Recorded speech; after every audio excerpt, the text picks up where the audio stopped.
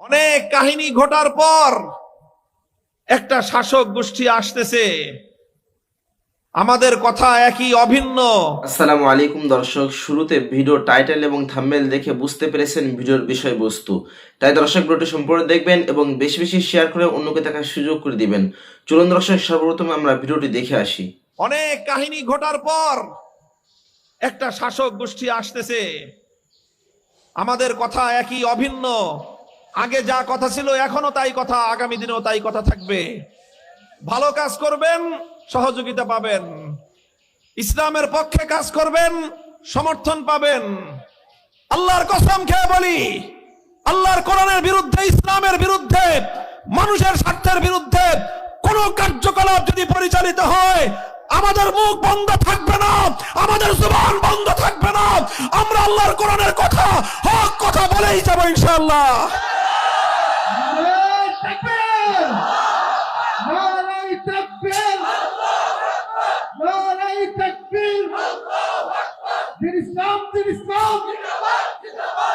তো তুমি 2 পয়সার সরকারের চাকরি করো, তাই তুমি সেই সরকারের আইন মানতে বাধ্য। তাহলে আমরাও যেই বড় সরকারের চাকরি করি, আমরাও সেই সরকারের আইন মানতে বাধ্য। তুমি এই সরকারের চাকরি করো, তাই এই সরকারের কোন আইন অমান্য হলে তুমি অ্যাকশন নিতে আসো। মনে রাখো, আমরাও যেই বড় সরকারের চাকরি করি, আমাদের সেই বড় সরকারের যে আইন আছে, তার যে বিধান আছে, তার যে দ্বীন ইসলাম আছে, সেই ইসলামের গায়ে যদি আঁচড় লাগে, আল্লাহর কোরআনের কোন আইন, কোন বিধান, কোন সম্মানের জায়গায় যদি বিন্দু পরিমাণ কোন আঁচড় লাগে, আমরা আল্লাহর আইনের মর্যাদা রক্ষা করার জন্য যা করতে হয় আমরাই তাই করতে বাধ্য হই।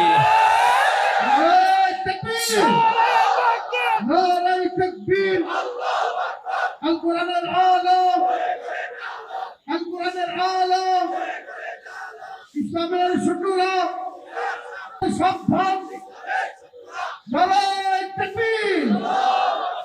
মুহতারাম হাজিরিন, কথাগুলো আমি আপনাদের কাছে বললাম এই জন্য যাতে আপনারা আমাদের কথার মর্ম বুঝেন, যে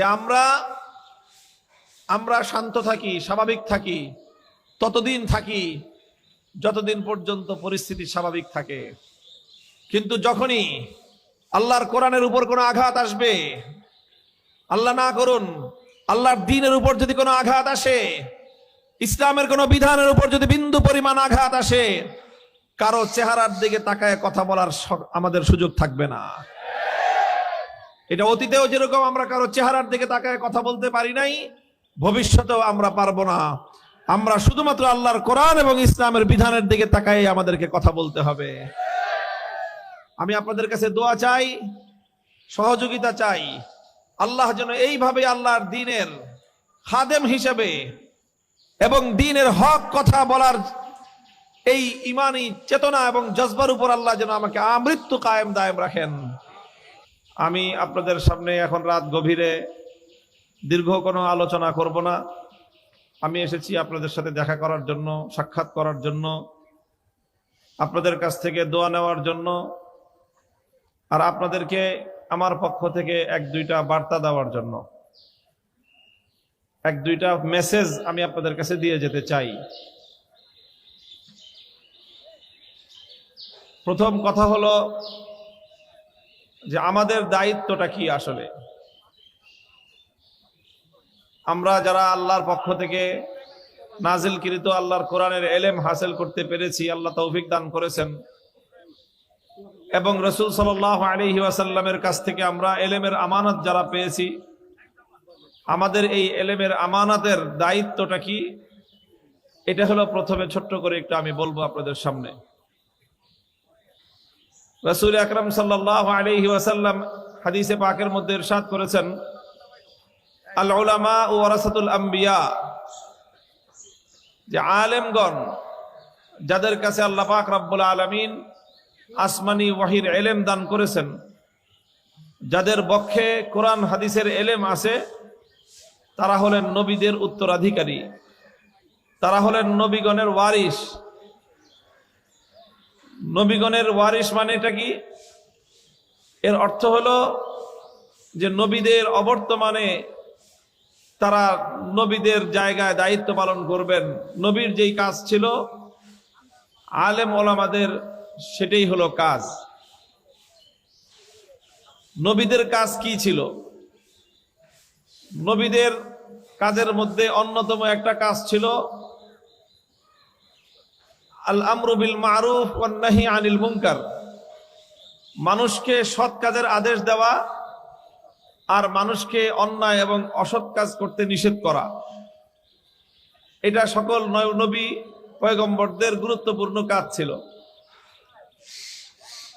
ভাই এটাকে করেন না, এটা কার? এই যে এইটা তো পয়গম্বর এবং নবী আলাইহিমুস সালাতু ওয়াস সালামদের গুরুত্বপূর্ণ কাজ ছিল মানুষকে সঠিক পথ দেখানো, মানুষকে সঠিক পথ প্রদর্শন করা। এটাই ছিল নবীদের কাজ।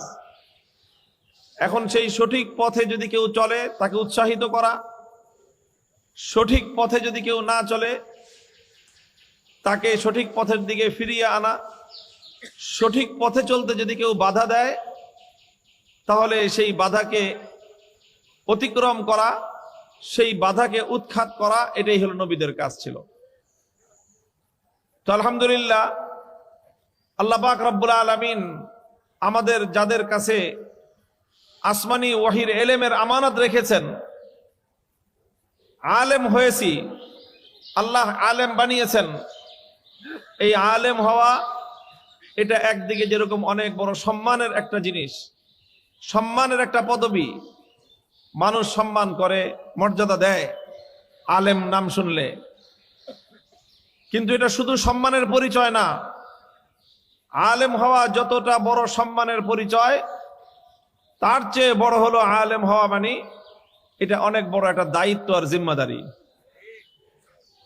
যখন কোনো মানুষ কোনো দায়িত্বের উপর সম্মান পায়, তখন দায়িত্বের সাথে সম্মানের সম্পর্কটা এরকম হয় যে দায়িত্ব পালন করলে সম্মান বাড়ে, দায়িত্ব পালন না করলে সম্মান কমে। শুধু কমে তাই নয়, বরং পানিশমেন্ট খাইতে হয়।